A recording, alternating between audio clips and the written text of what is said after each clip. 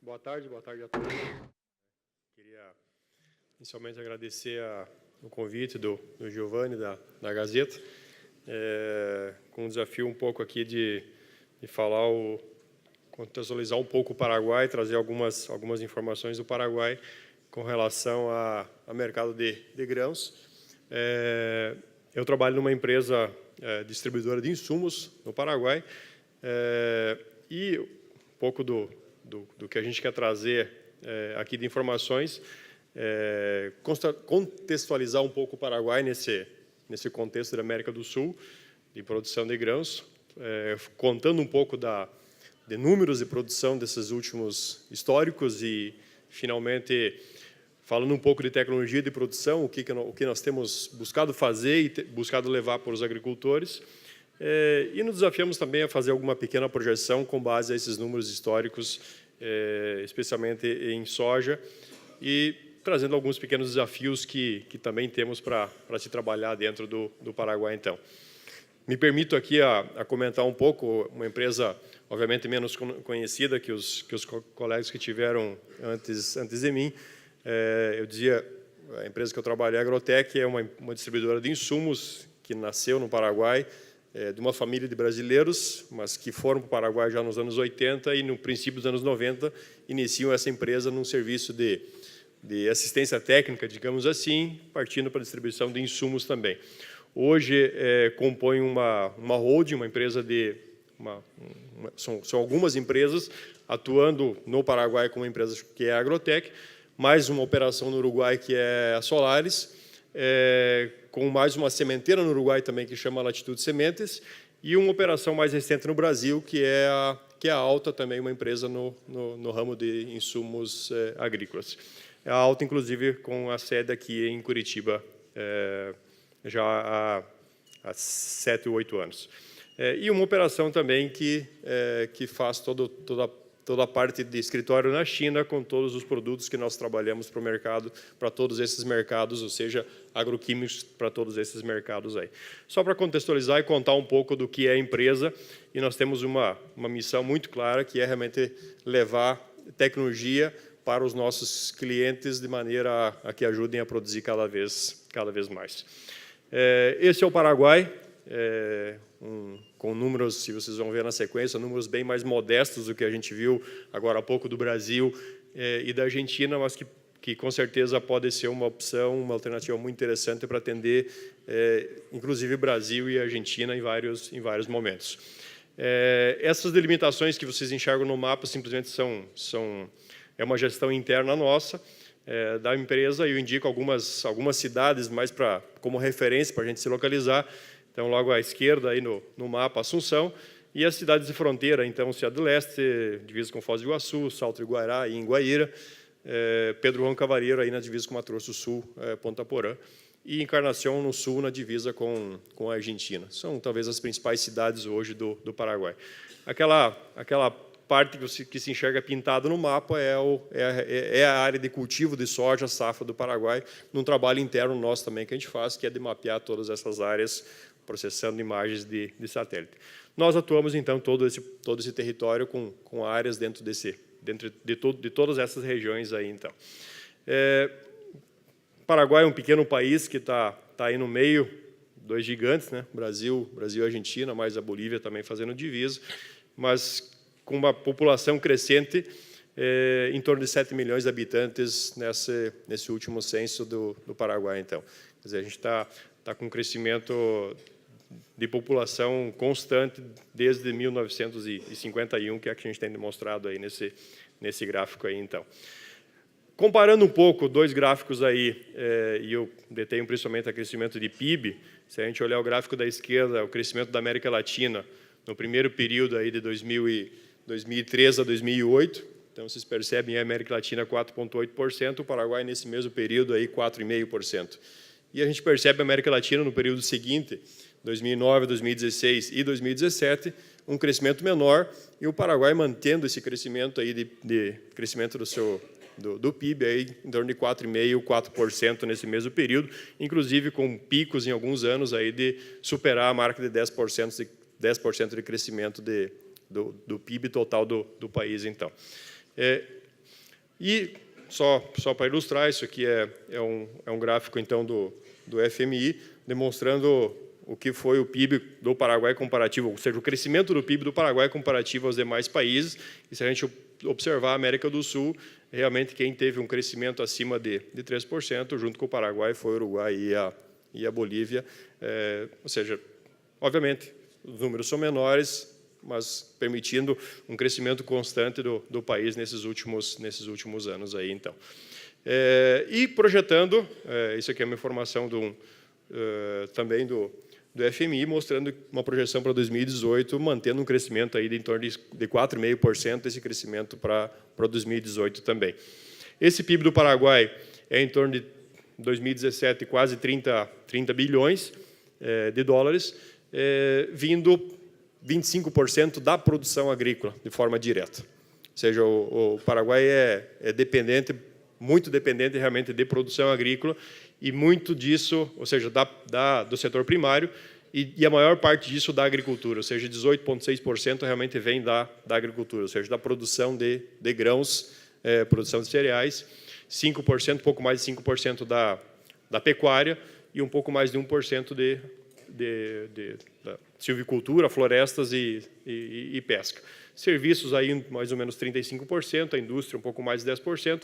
Tem uma participação importante no PIB as binacionais, ou seja, as hidrelétricas, seja Itaipu e a de Seretá, são as duas usinas hidrelétricas, as binacionais, e outros que basicamente são serviços também, em torno de 20% do PIB. Se a gente olhar a agricultura, os 18,6%, quase 20% da agricultura, a soja é o principal, é o carro-chefe desse negócio, superando tranquilamente, mais de 60% disso vem da soja, então. O Paraguai, e só para contextualizar também, em termos de condições climáticas ou condições naturais para a produção, é um país que vocês podem observar no mapa da esquerda, uma temperatura média anual, ou seja, um clima... Paraguai, em termos gerais, a altitude é bastante baixa, nós temos temperaturas relativamente altas, não tem um inverno muito severo. Esse ano mesmo nós tivemos o sul do Paraguai com 2 geadas, nada muito extremo. Ano após ano, sim, o sul do Paraguai é afetado com algumas geadas um pouco mais fortes. Se a gente olhar o mapa da direita, é a precipitação média anual, e a gente pode perceber, tem uma região ao norte, a região do Chaco, sim, que tem uma precipitação um pouco mais limitada em termos de quantidade de chuva no ano, algo em torno de 500 a 600 até 800 milímetros no ano, sim, mas é verdade que essa precipitação ela também está concentrada em alguns meses. Então, naqueles meses que chove, realmente tem um bom nível de precipitação. E quando a gente vai mais ao sul do Paraguai, todas as regiões são de precipitação bastante distribuída no ano, chegando até próximo a 2.000 milímetros nos departamentos ao sul aí de Itapu aí e de Alto Paraná, que são mais ao sul aí, então. Outro ponto que é bastante interessante de salientar e destacar o Paraguai é a questão da bacia hidrográfica, ou seja, a cobertura com rios. Vocês podem perceber naquele mapa da esquerda, na divisa com a Argentina, um rio importante, que é o Pilcomadio, vindo do Pantanal brasileiro, o rio Paraguai, que corta e banhando a cidade de Assunção, e na divisa com o Brasil e com a Argentina mais ao sul, o rio Paraná, então formando aí uma bacia hidrográfica bastante importante, e a gente vai perceber isso na sequência, quando a gente falar um pouco de logística, a importância que isso tem. O Paraguai está localizado no meio do Mercosul, então, se a gente partir de Assunção, um raio de 1.300 quilômetros, que a gente percebe naquele mapa, o círculo que foi colocado, num raio de 1.300 quilômetros, você está em praticamente todos os grandes centros da América do Sul, seja São Paulo, Curitiba, Porto Alegre, Buenos Aires e Montevidéu, quer dizer, bastante localizado estrategicamente no meio do Mercosul. Isso levou, além de outros motivos, o Paraguai a ser o maior exportador de energia renovável do mundo, segundo maior produtor de estévia, usado como adoçante, matéria-prima para adoçante, o terceiro maior produtor e exportador de erva mate, a terceira maior frota de barcaças do mundo, o quarto exportador de soja e o sexto maior produtor de soja, na sequência, o quarto maior exportador de óleo de soja, o quarto exportador de amido de mandioca, o quinto maior exportador de farelo de soja, o sexto maior exportador de carne, o sexto maior exportador de trigo também. Ou seja, levando o Paraguai, por mais que seja um país bastante pequeno, algumas questões de destaque realmente em termos de produção agropecuária no mundo. Falando um pouco da produção do Paraguai, produção de grãos, e aqui eu vou me ater bastante a soja, milho e um pouco de trigo também. Em termos de produção, o Paraguai, desde 97, 98, tomei uma série histórica aí de 20 anos, o Paraguai mais que triplicou a produção de soja, chegando aí a próximo de 10 milhões de toneladas na safra 16, 17, que foi a maior safra do Paraguai nessa série histórica. E vocês podem perceber no gráfico aí também, teve 2 momentos na história que foram quedas de produção, realmente por situações de seca também. Milho, o Paraguai, nesses mesmos 20 anos, aumentou sua produção de milho em 5 vezes, superando aí 4 milhões de toneladas, próximo a 4 milhões e meio de toneladas nesse último ciclo. E trigo também aumentou essa produção nesse mesmo período aí em 3 vezes. Quer dizer, realmente um fator bastante importante como produtor realmente desses 3 grãos aí, desses 3 cereais aí para a região. Se a gente olhar especificamente a soja, o gráfico de cima é a área de plantio, a evolução de área de plantio da soja safra. Então, nós temos a principal soja realmente em safra e há alguns anos, especialmente os últimos 5, 6 anos, existe uma área que tem se feito, que é uma soja de segunda safra, uma soja de safrinha, que ainda tem se mantido no Paraguai. Mas a gente pode perceber aí próximo a quase 3 milhões de hectares, com uma linha, um crescimento constante, contínuo da área de plantio de soja safra, então, no Paraguai, nesse período aí de 10 anos que aparece nesse gráfico, então. Só para ilustrar no mapa, o que está destacado aí realmente é a área de plantio, a área de cultivo de soja dentro do Paraguai. Isso é um trabalho interno nosso que a gente faz de acompanhar essas áreas também, de identificar as áreas de plantio de soja. E, em termos de produção, numa série histórica, na média, o Paraguai aumentou 330 mil toneladas de soja ao ano nesse período nesses 10 anos aí dessa série histórica que a gente traz aqui nesse gráfico. A maior parte dessa soja é exportada e parte dessa soja também é processada no Paraguai mesmo, em algumas indústrias moendo essa soja no Paraguai mesmo. Mas a maior parte dessa soja, seja mais de 6 milhões de toneladas, exportada, e essa soja se nota, então, um crescimento constante, e a maior parte dessa soja aí é exportada, como a gente pode ver nesse gráfico, tomando dados de 2017, para a Argentina, União Europeia, Rússia, e mais a Turquia, praticamente 60% da soja vai para esses mercados aí então. Em 2018, como já foi comentado pela Roberta, a Argentina participou com uma participação bem mais importante em função da situação da Argentina. E como essa soja do Paraguai ela é exportada? Se a gente tomar toda aquela série histórica, que o volume total é crescente, a gente pode perceber as barras laranja do gráfico é a exportação via terrestre, ou seja, a soja que saía do Paraguai via caminhão, e as barras azuis, o que tem saído do Paraguai via fluvial, ou seja, usando exatamente aquela estrutura de hidrovias. E a gente pode perceber realmente uma mudança de perfil de como a soja é exportada no Paraguai, em função, claramente, de uma estrutura que existe, que é essa hidrovia Paraná-Paraguai, que está sendo bastante bem explorada pelo Paraguai, que hoje são, como a gente pode ver nesse gráfico da direita, 37 portos graneleiros que ficam dentro desses 2 rios, que conseguem tirar toda essa soja do Paraguai via Porto, depois de Rosário, Nova Palmira, Buenos Aires, e daí para mercados mundo afora. Milho, o milho do Paraguai, praticamente quase todo o milho é produção de segunda safra. Milho de primeira safra, milho de verão é pequena produção, a maior parte desse milho é de segunda safra. Nós temos uma área constante nesses últimos 4 ou 5 anos, em torno de 600 a 700 mil hectares, e coincide com o gráfico anterior, que cruza com a área de soja safrinha. Quer dizer, se a gente tomar a área de soja safrinha e milho safrinha, que a gente vai ver logo nesse gráfico da sequência. E esse gráfico aí, soja mais o milho de segunda safra, nesses últimos anos é uma área constante, mas se percebe que a soja tomando um espaço aí de milho safrinha, então, nesses últimos anos. O mapa demonstra, então, a localização desse milho safrinha, principalmente na região centro-norte do Paraguai, então, a produção desse milho safrinha. E, nesse gráfico da direita, só para ilustrar, um crescimento, ou seja, uma constância, aí, uma média de 250 mil toneladas por ano, o crescimento de produção de milho dentro do Paraguai.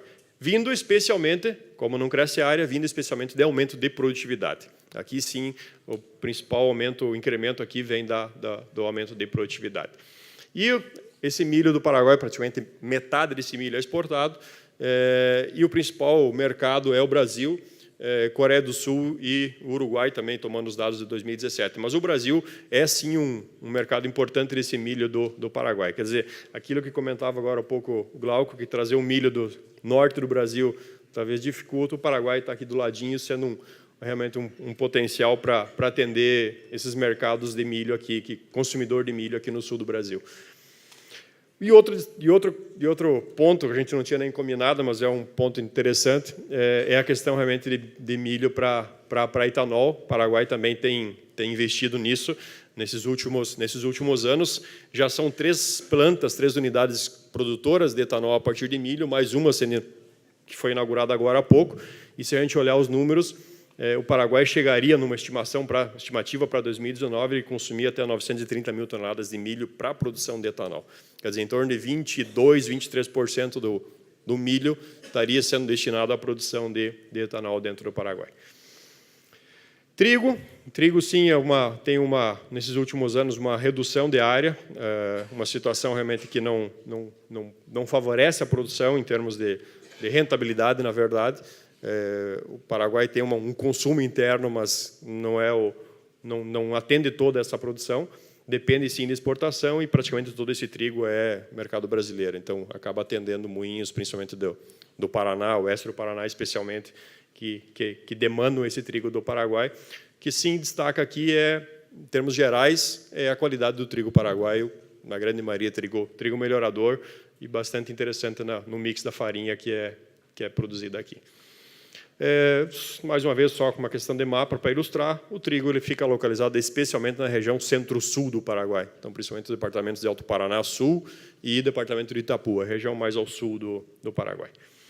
Bom, o que a gente tem então de tecnologia para ajudar o nosso produtor?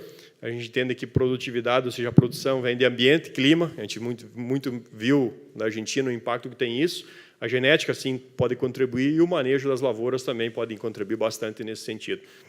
Quer dizer, essas boas práticas aí, ou seja, correção do solo, uso correto de fertilizante, o bom manejo de pragas, doenças, plantas daninhas, somado com a genética e o bom serviço e o assessoria, assistência técnica ao agricultor, a gente entende que maximizar essa produtividade das lavouras, então.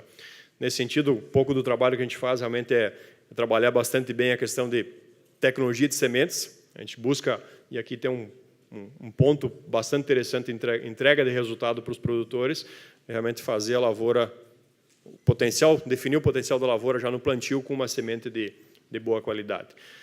Trabalhar em cima da microbiologia do solo, é algo que a gente tem buscado fazer nesses últimos anos também, por alguns dados que a gente tem visto mesmo do Brasil, de uma correlação muito interessante de atividade enzimática do solo, da vida do solo com produtividade. Quer dizer, você melhorar essa microbiologia, microbiota do solo, tem uma resposta direta em produtividade das lavouras também. Eu acho que a questão de fertilização, manejo e conservação do solo, seja rotação de culturas e alta eficiência nas adubações também são pontos que podem e entregam respostas de produtividade também nas lavouras do produtor. Eu acho que o tema não pode deixar, é um pouco do que a gente busca fazer, a gente entende que a nossa unidade de produção é cada planta, então a gente precisa entender que cada planta ela precisa expressar o máximo do potencial produtivo, e se a gente olhar, por exemplo, a imagem da esquerda, é uma imagem de NDVI, que você percebe a lavoura com uma condição, a imagem da direita você está numa mancha que a lavoura não tem uma condição tão boa. Então, o que a gente precisa tornar que todas as plantas da nossa lavoura maximize o potencial produtivo delas.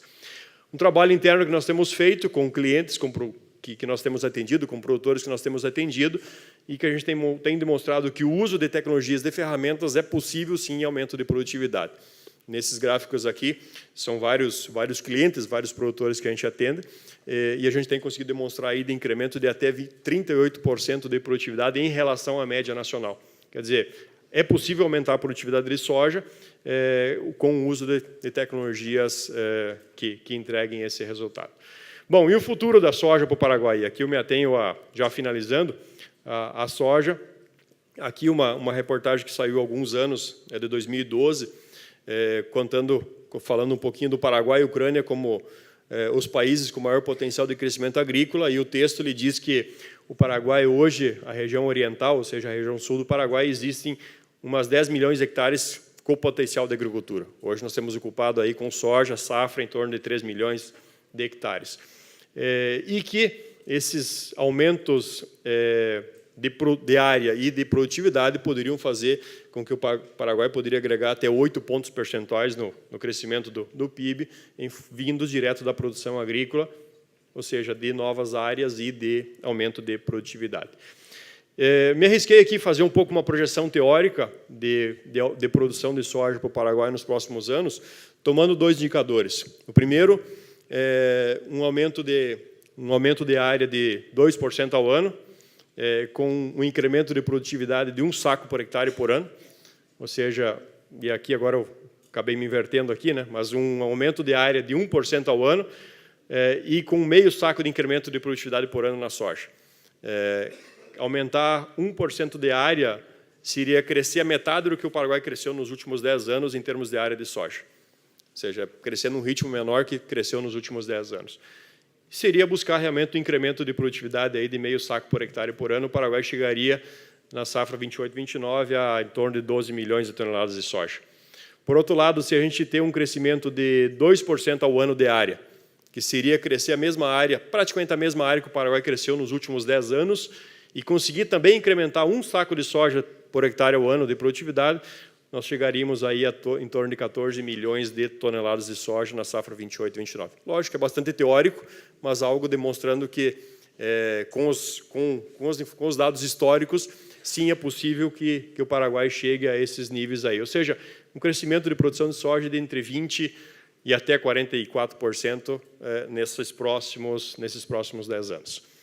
Meu tempo já se esgotou, mas rapidinho aqui, eu acho que os desafios para isso variedades principalmente adaptadas para o Chaco. O Chaco do Paraguai tem uma região com potencial de produção, solos férteis. A questão ali é realmente variedades, genética adaptada a isso. O Paraguai sofre bastante, ou seja, nós temos uma questão com ferrugem da soja e nematóides crescente nesses últimos anos. E aí eu acho que a tecnologia, os algoritmos que vão ajudar, que podem ajudar bastante a predizer cenários para ferrugem e a gente poder trabalhar isso. A gente acredita nisso, acho que é possível se trabalhar nesse sentido. Trabalhar cada vez mais forte a questão de plantio direto, rotação de culturas e adequada fertilização, ou seja, repor realmente os nutrientes que precisam para essas maiores produtividades, também é algo que precisa se buscar, porque fazer chegar o fertilizante com custo lá.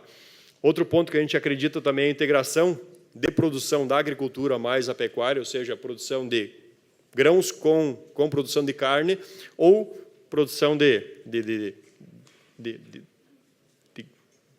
gado, eu digo, nesse sentido, em pasto, né?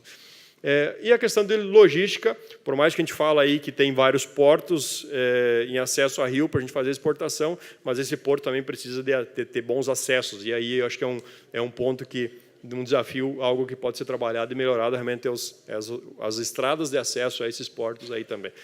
Eu acho que, finalmente, realmente é a questão de estabilidade econômica, um sistema tributário simples, eu mais digo manter um sistema tributário simples como o Paraguai tem mantido, o que vai permitir o crescimento nesses próximos anos. Como eu disse, meu tempo já estava esgotado, realmente agradecer a atenção de todos. Obrigado.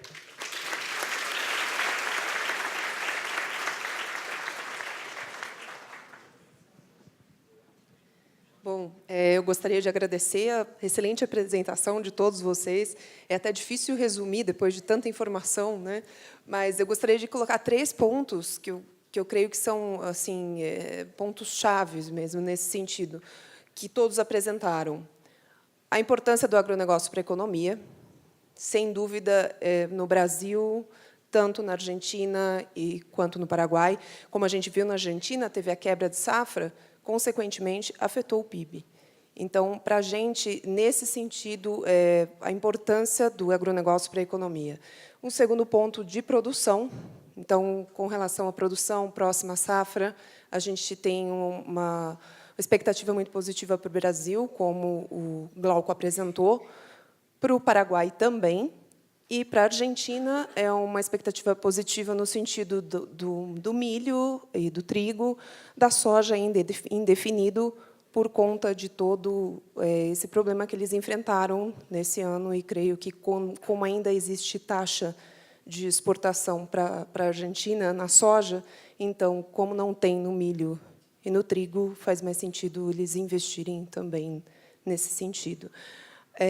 Com relação aos desafios, como o Glauco apresentou, é muito importante a questão da guerra comercial da China e Estados Unidos, e quando o Brasil só olha e só pensa na China para exportar.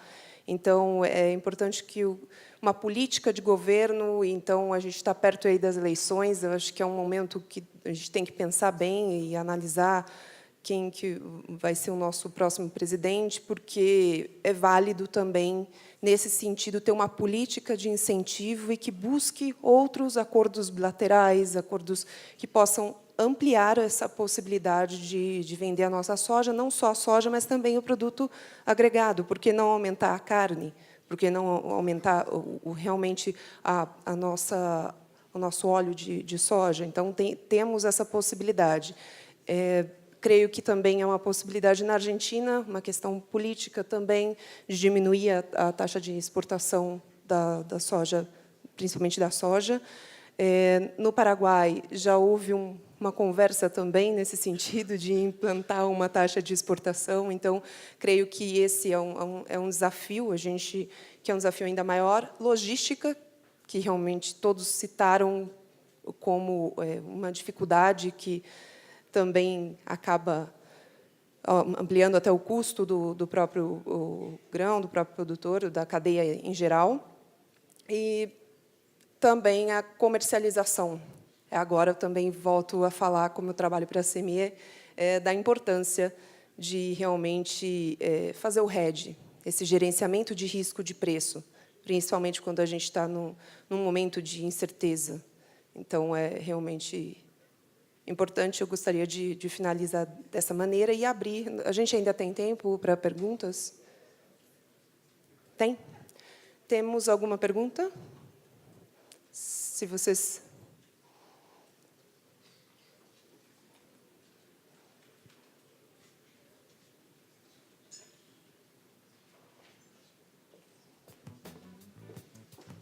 Obrigada.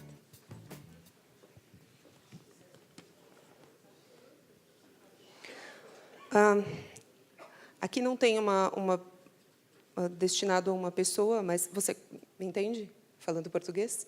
Mas só, se vocês quiserem opinar, pode falar.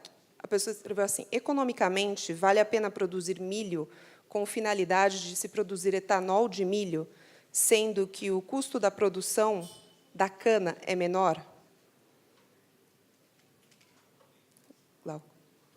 Alô? Ah, está funcionando. Bom, acho que essa é uma pergunta assim bastante interessante, né? Se você comparar a produção de etanol de milho e de cana, sem dúvida é mais eficiente que a produção de etanol de milho. Porém, por isso que você não pode falar de produção de etanol de milho, por exemplo, em regiões que se produz cana. Aí eu falo um pouco mais, por exemplo, no caso do Brasil, seria muito mais viável as usinas flex, onde você produz o etanol de cana, mas também você adiciona, em alguns períodos, né, o etanol de milho. No Mato Grosso, por exemplo, aí faz todo sentido, né? A gente tem um preço do milho um pouco mais barato, você tem mais disponibilidade de milho, então faz um pouco mais de sentido. Vale lembrar também que está sendo em discussão, tem toda a discussão no caso da RenovaBio, que vai criar um mercado, assim como muito parecido com o que tem nos Estados Unidos, os CBIOS, né, onde isso vai ajudar na rentabilidade das usinas de cana, de etanol, tanto de cana quanto de milho, que além de você vender o etanol, você vai ter o CBIO sendo gerado, e isso pode agregar na rentabilidade. Mas, enfim, a cana é mais viável, mas também, resumindo, você tem as usinas flex, onde você agrega o milho, e algumas regiões do país, inclusive a gente tem esse estudo, né, principalmente Mato Grosso, no centro-oeste em geral, sim, é viável você produzir etanol de milho por lá. Obrigada. Vou fazer uma pergunta que é nesse sentido, já Sidney, para você. Ele está perguntando como vocês têm convivido com a ferrugem asiática, trazendo soja safrinha? Sabrinha. Fazendo soja. Oi. De fato, essa situação de ferrugem asiática, como eu coloquei, é um desafio, e a gente reconhece realmente, especialmente nessas últimas 3 safras, a gente nota um maior investimento, um custo maior do agricultor para estar manejando essa doença, e, em partes, a gente entende realmente que vem exatamente de você ter mantendo essa soja durante todo esse ciclo aí.